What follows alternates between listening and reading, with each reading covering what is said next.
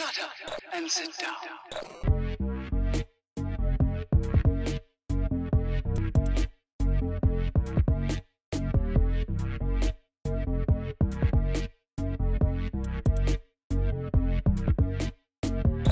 Hey, and welcome to the Freja MMA podcast. Join us in our discussion about the beautiful sport which is mixed martial arts.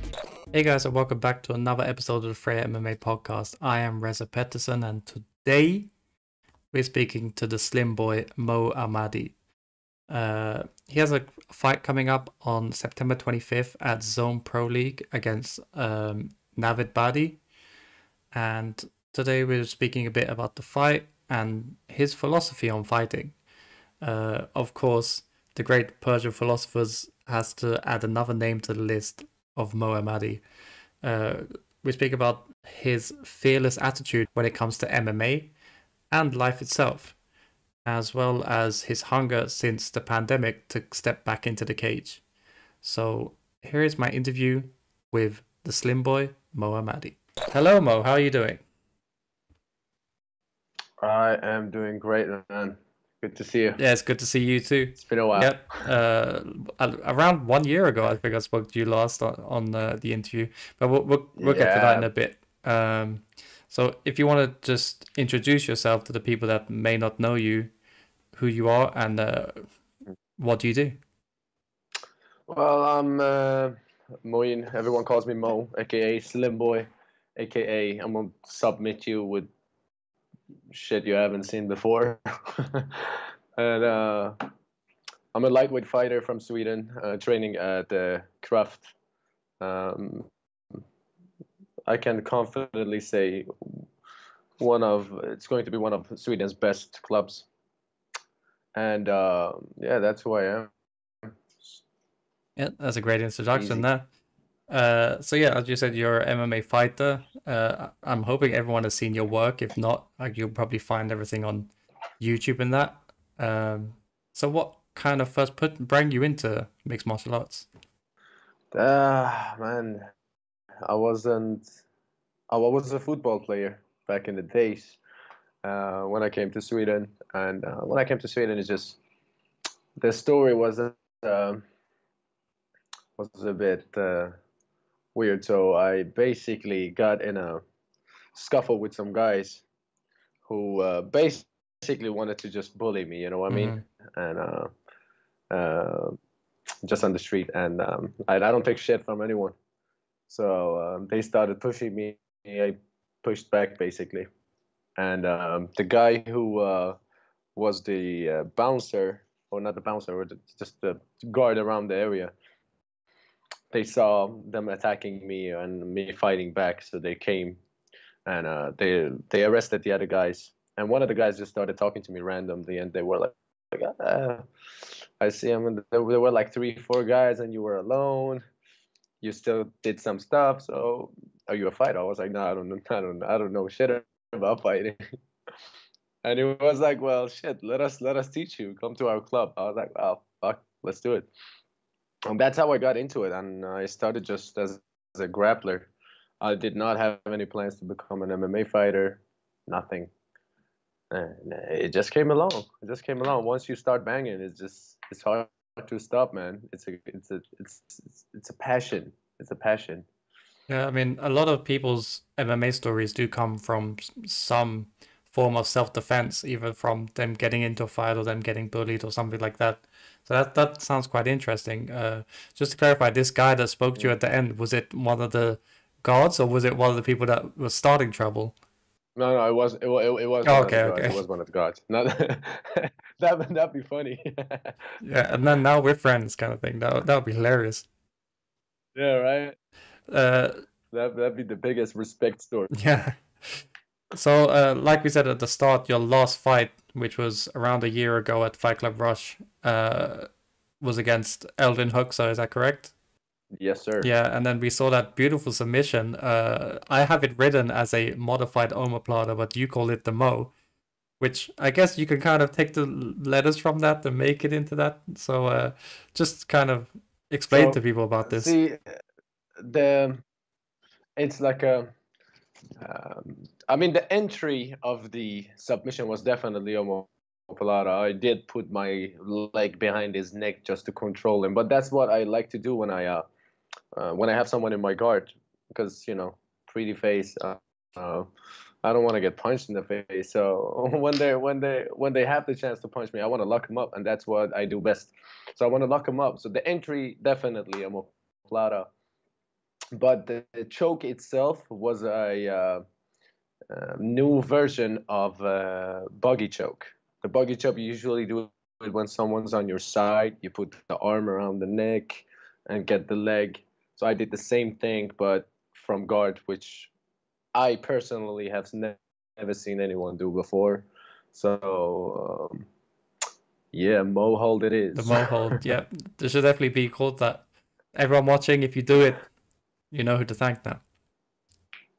It got a good ring to it, though. Yeah, it does. Mo hold. It really does. It's like the one flu choke now being called the one pru choke kind of thing. It works. Yeah, exactly. Yeah, why not, dog? Start making money off it. Get some t-shirts and that, So yeah, for sure. So your next fight is going to be at Zone Pro League against Navid Badi, which again is in lightweight, which I guess is your newfound weight class that is going well for you. Talk us a bit about Zone Pro League, because it kind of came out of nowhere for me, at least. Man, I used to watch the fights when Zone Pro League existed before. Great event, really professional, good fights, and I heard the news that they were coming back like maybe half a year ago, something like that, from just different people in MMA. And I was like, well, it'd be cool to fight on that event if it's coming back. I mean, it used to be one of the greatest events, like in Sweden, at least. You know what I mean? So I really wanted to be on that event. And when the news started getting more serious, and everyone was like, yeah, well, this shit is happening, then I was like, damn, I want to be there then. And our team had like good contacts. I mean, they wanted a lightweight fighter. I told them I'm gonna give him a show, and we got a deal basically. So now I'm gonna be on Zone and make another great history. Maybe a new submission. Ooh. No one knows. We'll see. So if you could just tell everyone the date and everything to be tuning in, so that we know we're locked in there. Now that like, to be honest, I feel like I've shown my game, many aspects of my game. I've shown my stand-up, I've shown my clinch work, I've shown my grappling. Now I really want to step up and show my stand-up a bit more, maybe, so people know I'm not a one-trick pony. Just a submission artist kind of thing. I want to be an MMA fighter. I don't want to be a grappler only. Yeah, definitely. But as well, looking through your record of the people that you have fought, wins or losses, they are great upcoming fighters here in Sweden. So I guess you're going to be facing those kind of up-and-comers, and it doesn't seem like you're scared from fighting anyone. Definitely not. I mean, feeling scared is nothing that I've experienced ever fighting anyone. I train with the best fighters always. I trained with the baddest motherfuckers. I trained with guys that you do not want to look in the eyes, like on the street if you walk past them. So once you go through that, just fighting some other people that you barely know, it becomes really easy. But like I've always been a calm person. I don't really have this scared feeling or the nervousness that you get before the fights. I'm really calm, and I'm not scared of anyone, man. I want to fight the best guys, and that's how you grow in the game. My old trainer told me, travel with people who are better than you or travel alone. So if you don't want to fight the best and you want to fight rookies just to get a record, fuck you. Some wise words right there. For any upcoming MMA fighters, that's how everyone should be living it. But let's kind of dive in a bit into your brain then. You said that you've never been nervous or scared going into fights. What is it that scares you then? Nothing. I don't really know. Like, I mean, for sure, if something happens to my family, I'll definitely be scared for them. I'm always scared for my family, for my loved ones, for my close ones. But like, for me, I kind of feel like the danger in life is a part of it. Mm-hmm. And without danger and without risking stuff, shit becomes really bland and boring, man. That's true. If they tell you you're gonna wake up for the rest of your life and watch TV and do nothing else, fuck, man, life is worth shit. Hell. Yeah, definitely. That's the thing. So I don't really feel scared. I just want to put myself out there and get it done. Yeah, definitely. And going away from MMA, you are doing your little fitness thing. I know you're joined up with Amir Malikpour, Yes, and you're doing this AMMA fitness. Can you talk a bit about that? I mean, the idea came from me and Amir. Me and Amir obviously are really close. Our lives inside and outside the gym are very involved with each other. And basically, we both got really tired of working for places that we don't want to work. Mm-hmm. You know what I mean? And we wanted to do MMA, and when we're not doing MMA and we're working, we wanted to work with training as well. So we both got our personal training license and started doing PT sessions for people who want to learn to lift weights, and mostly for people who want to do martial arts, of course. And that's basically the origin of our company, and we just started it, and it's going good. It's getting better and better right now. I'm focusing more on the fight, but the company is going great. I mean, if I'm not being too cocky, I would say soon I don't have to work anywhere at all. I can just focus on my MMA, and on the side have my personal training thing as a income for myself. That sounds like the good life. Oh man, I've been waiting for it. Yeah, definitely. I've been waiting. As well with this pandemic thing, I know that MMA is probably, you want it to be your main income, but with the pandemic that has been happening in Sweden, I know that you did have some fights booked that kind of fizzled out because of the whole pandemic. So how has your pandemic been? The pandemic has definitely affected the fights, the fighting life. I was supposed to fight two fights that had got kind of canceled. One fight got canceled, the other one wasn't announced and got canceled. But man, I've been ready since my last fight. After that, when I came back to the gym, I've been training hard, I've been focused, I've been ready. I'm getting stronger, I'm getting more technical, better, sharpening every single tool. So COVID hasn't been anything negative for me per se. It's been negative definitely for the MMA world and for everyone surrounding it, but for me it's kind of been positive, because right now I'm a different person in the cage than I was a year ago.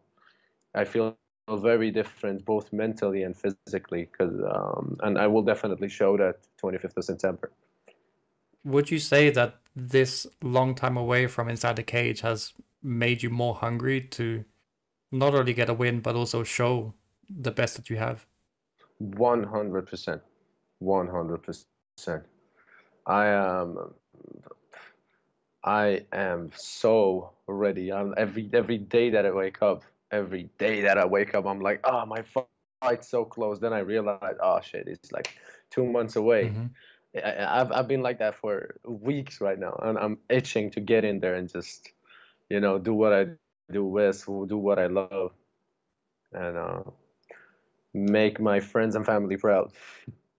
So here at the Freja MMA, we like to kind of leave the guests with a bit of a learning kind of process, and I guess young MMA athletes as well. So could you kind of talk to us about the mentality of a fight being cancelled like it has done for you during this pandemic? I mean, for a lot of fighters, it can take quite a toll on them, and how to then kind of get over it, shall I say? I mean, one of the fights that got canceled for me, I was in the process of losing my weight, Oh, and wow. and that process is not really fun. You know what I mean? And that was a period that I had a lot of friends who was like having birthdays. They had this, they had that, and you go to these events when they have great food, and you're just sitting there eating your salad and egg and chicken. I mean, I'm not gonna lie, man. Shit is not that fun. Mm-hmm. Cutting weight, I hate it, but it's part of the game. You got to do it. But mentally, I'm gonna be honest with you. It doesn't affect me for sure. You get a little bummed out Mm-hmm. right when it gets canceled. But for me, as soon as it gets canceled, I start eating. If I'm cutting weight, I start eating. I get back to the gym. I get to it. And if I'm mad, shit, we got boxing bags. I just get my aggression out on one of them and get back to it. Yeah, and just thinking about those kind of moments, that, like you're saying, having to cut weight during parties and things like that. And one thing that both of us have in common is we both carry the Persian blood, and we, the food there is great, kind of thing. So, Oh man, Jesus, I don't mean to it's put it on you great. now that you're probably cutting weight at the moment as well. No. It hasn't started. Oh, okay, that's good, that's good. So we speak a bit about that. You are a proud Persian. What would you say it is that Yes, sir. that brings the attraction to the Iranian combat sports fans? I mean, there's a lot of them. I don't know, man. I don't know. I mean, you know, when people start fighting, there are very different ways of them starting it. Some people do it because they're struggling in life. Some people are doing it because that's their last hope, and some people do it because they love doing it. And I'm not gonna speak for the rest of the guys, but for me, it was just all love, you know. Um, my family's not super rich, but my family's got enough for Mm-hmm. me to not need to go in cages and fight. You know what I mean? Mm-hmm. And I have enough not to need to go in cages and fight. I'm doing it because I love this shit, man. Um, I don't know why. I don't even know why I love it, but I feel like when I'm in there, I feel like I'm in my element. You know what I mean? Mm-hmm.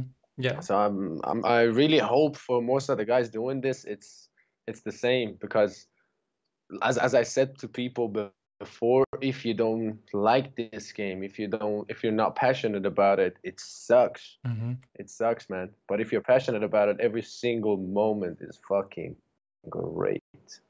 Yeah, it's like a lot of people say there's no off season with MMA, you know, or with combat sports. You're in Oh, the gym all the mhm. time. You're always getting your ass beat. You're always in there training, sweating, bleeding, kind of thing. So 24/7 job, right? Yeah, living. Yeah, man. Yeah. Because I was kind of alluding to the whole thing of like you obviously have a massive support from Iran and well all over the Middle East Mm. really, and I know that over there they are big with the sports like wrestling, sanshu and karate and things like that. So Mhm. like what do you think it is that makes them so much like big fans of it and so much supportive from that side? Uh, See, the thing is, MMA was illegal in Iran until not so long ago. It Mm-hmm. was I think it was like some months ago that it got legal. Mm-hmm. And not only that, the fact that because it's really hard for me to explain it, but let's put this like the Iran is one of the best countries I've ever stepped foot in. You know what I mean? Mm-hmm. If you go north to south, it's beautiful. You have snow up there, you have green a bit lower down, you have desert in the middle, you have the warm beaches on the south. It's great, but the picture that is painted for Iran in Western countries, in the US, in Europe, it's a very ugly picture. Mm-hmm. You know what I mean? And every single fighter, every single actor that makes it, every single singer that makes it up there and makes the picture a bit more clear for people to see is a W for us. You know, it's a win for us. So the fact that everyone in Iran is supporting us, for example, us MMA fighters, is because right now there is a lot of attention on MMA, and every single MMA fighter from Iran is showing people how we are, who we are. It's just, you know, it's just painting a little bit on that canvas and making it a bit more pretty for everyone to see. And they're like, okay, maybe it's not that all that.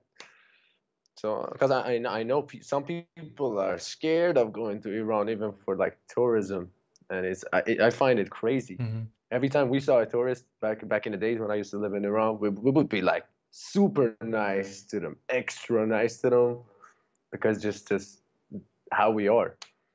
And so I feel like every single athlete or actor or anyone who makes it from Iran is trying to do that, paint a better picture so people know that it's not all darkness and shades. It's, you know, it's a bit more rainbows and butterflies. Mm-hmm.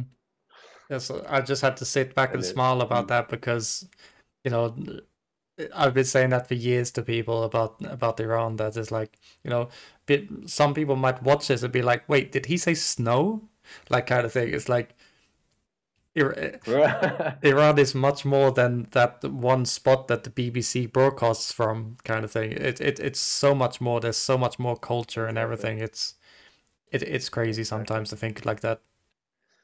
I mean, that's the unfortunate thing, you know, and it's because it's just like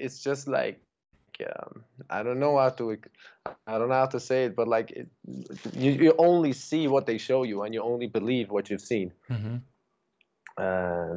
and that's the situation when Iran and with most countries in the Middle East, I would believe.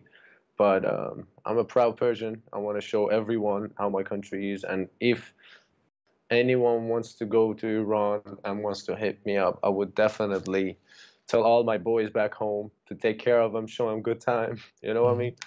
And because that's how we are. Yeah, definitely. So what town should I say was you from, or what is your town? Where are your boys? I, I used to live in south of Iran, Ahvaz, Mm-hmm. but then I moved to Tehran, and I was living in a smart part of Tehran, which is a city for itself now. It's called Al Borz at the moment. But yeah, so I'm basically from there. Oh wow, we're almost from the same town. My family's also from Awaz, so Yeah. also been there, and beautiful All place, man, right, beautiful let's place. go, bro. I don't know the language though, so Yeah. that's the only unfortunate thing. It's all right. You learn. Don't worry about it. Well, speaking of languages as well as being a proud Persian, you do kind of represent Sweden in Swedish MMA and things like that. But I have to say, Yes, you sir. are one of the best English speakers that I've heard, at least on the Swedish MMA scene. And I know also that when you're speaking Swedish, you are dropping in little English words here and there and here and there. What is it with the English Sir, language? It's yeah. like, have you worked with it? Have you studied in it? What is it? Yeah, my the school that I studied in was an all English school. Mm-hmm. I studied in International School of Stockholm region. It's an IB school, Mm-hmm. and so everything we did basically was English. So all my interactions with my friends was English. And when I moved to Sweden, so I really wanted to learn the language, and I didn't want to hang out with. If you do hang out with a lot of Persians and you're a Persian, you kind of just only speak Persian. Mm-hmm. You know what I mean? So I started hanging out with a bunch of people, started speaking English to them, watched shitloads of Family Guy and stuff, which helped me a lot. But mostly the school and my interactions during those 3-4 years kind of got me to get better at English. But mostly just, you know, just using the damn language. Mm-hmm. most people here know the language, but you just don't use it. It's just like, of course, you're not gonna speak it if you don't use it. Yeah, it's like every time I get people on the show, they're a bit like, "Oh, I'm a bit nervous about my English," and then there's no problem at all. Uh, if you if you if you end up getting Amir Malik put on your show, on this show, he's gonna definitely say that. Yeah. I'm probably gonna be sitting next to him translating for him. No, but one of the things with this platform as well is, you know, to spread out Swedish and Scandinavian MMA to the wider audience. So I feel like, you know, putting everyone out there in English, it kind of does help them in some way to get that kind of media training, I guess, if they're going to be looking for Cage Warriors or UFC or stuff like that. Just to kind of come out of the I balance. definitely believe that. 100%, 100%. Because I mean, it's just like it's just like, I mean, English is an international language. There's no going away from that. And if you want to be big in Sweden, by all means, speak your Swedish. Or if you want to be big in Iran, by all means, speak your Persian. But if you want to be the best in the world and be big, you kind of have to learn English, not to be able to speak during I don't know, interviews or whatever. I feel like you kind of want to make that personal connection sometimes with some of your fans, maybe, or this and that. It kind of helps you, man. Definitely. It kind of helps you. Yeah. So let's talk a bit about your new gym. Well, I can't really say new anymore, right? How long has it been running the Craft? It's been running for 2-3 months, maybe 2 months, 3 months. So that is pretty new in a Something like MMA that. world. Yeah, it is. It is. It is. So Definitely. So you're saying that you're producing some killers over there. So talk a bit about the team that's running it and like the boys that are in there, I guess.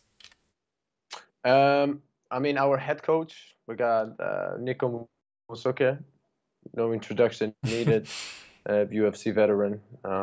He's been places, and I always knew he was a great fighter. But before I started training with him a bit at Pancras and now at Craft, I had no idea he was such a great trainer.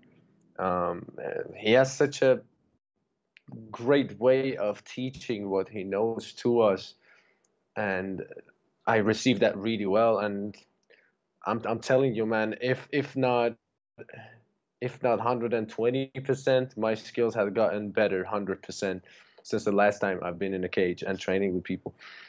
But we have a lot of fighters we're producing. I mean, soon I'm gonna go fight. I'm fighting. We have a bunch of other people that are gonna fight. Amir's at the gym. Amir's, of course, my boy, gotta be with me. We have Amir. We have me.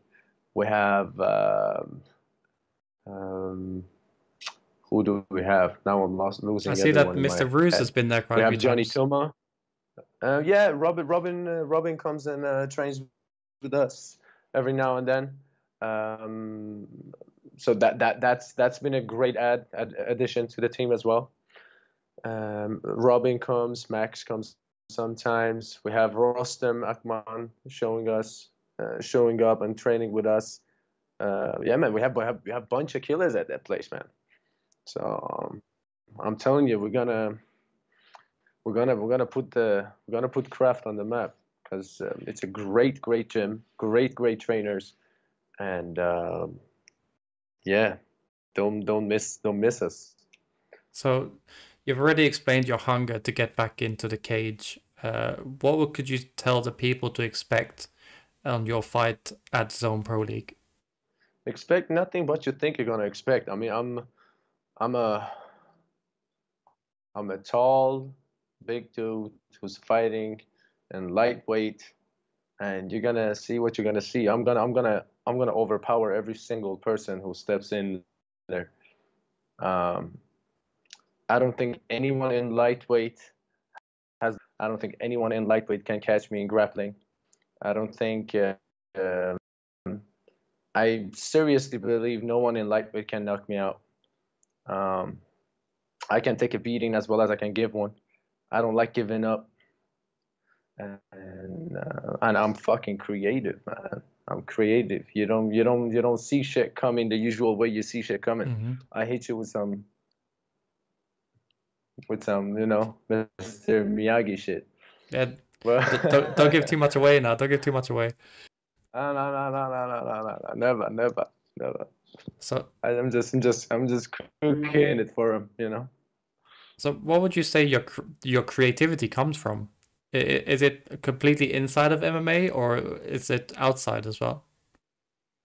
I mean, creativity is something that your brain is capable of. I've always been creative with stuff that I do. I used to work as a chef, make food. I used to make my food look pretty. I used to make my own types of food and add a little bit of this, a little bit of that. That's also creativity. It's not the same context, but it falls under the same part of the brain. And I kind of feel like I've always been creative with the stuff that I do. As soon as something breaks at home, the first thought for me is not to replace it. The first thought is, okay, shit, how am I supposed to fix this? Mm-hmm. And I just sit there hours and try to fix stuff. I remember going out with some of my friends for barbecuing, and I see this tree, and I was like, I'm gonna climb it. They said you can't climb it, so I was just standing there for hours trying to figure out how I'm trying to climb it. So I start like putting like small pieces of stones in spots that kind of sit, so I can step on it, so I can go on the tree.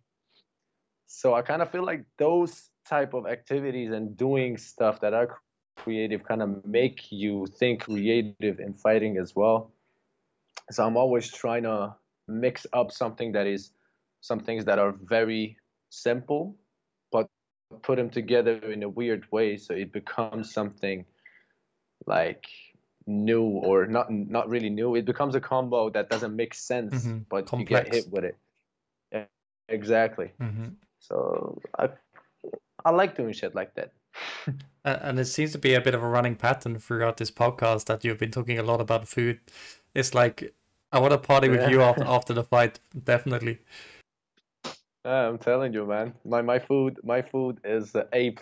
Ask all my friends; they all know I got restaurant quality in my dishes. So maybe we're going to see a restaurant from you, like, when this is all said and done. That's actually in one of my future plan books. So stay tuned. Yeah, definitely. Yeah, I'll be the first one to advertise it. So you have this fight coming up in September, but how do you see the rest of the year going out for you? Would there be a lot of MMA, maybe one more fight, or are you looking more into building your fitness, your PT stuff with Amir? My MMA comes first. I will not put anything before it. I would rather wake up every day and eat water and bread, and live in a trash bag. No, but still do my MMA. So I'm not gonna replace that with anything. But my plans are definitely after this fight. After getting the W in this fight, I want to do one more fight, get another W, and end the year with a strong two wins, and start 2022 with a good record for 2021 at least. And after that, next year I'm thinking of getting 2-3 more fights in Sweden, and after that try to reach out to better organizations and get this shit real. Mm-hmm. That sounds good. What's your thoughts? You said about Iran finally kind of legalizing MMA. What's your thoughts about maybe fighting there one day?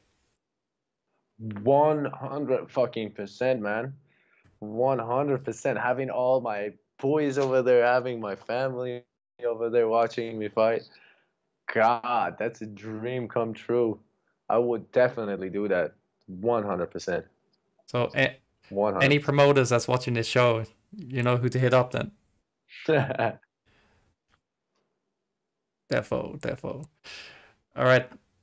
During this time, we usually give the mic over to our guests to thank any friends, family, sponsors, or anything like that. So that would be your time to do so now. Yes.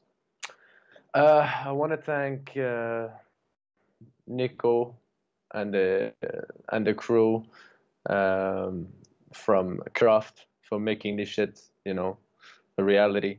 I mean, it was a tough 2 months not having a gym. And I want to thank Amir for being always there. I want to thank Hamid, Christian, my other boys. I want to thank everyone helping me doing this shit, man. And last of all, I want to thank me, for not listening to anyone who was telling me otherwise and kept doing this shit, because this makes me happy. Well, there you go, everyone. And There's the message the Slimboy is saying. Stay away from the negativity. 100%. 100%. So, Mo, thank you for coming on to the show. It's been really interesting to hear your ideologies on fighting and at home as well. Such a cool guy, and you can definitely see it in the way that you fight as well. So, yeah, thank you for coming on, man. Cheers, brother. Thanks for having me. Thank you, man. You're great.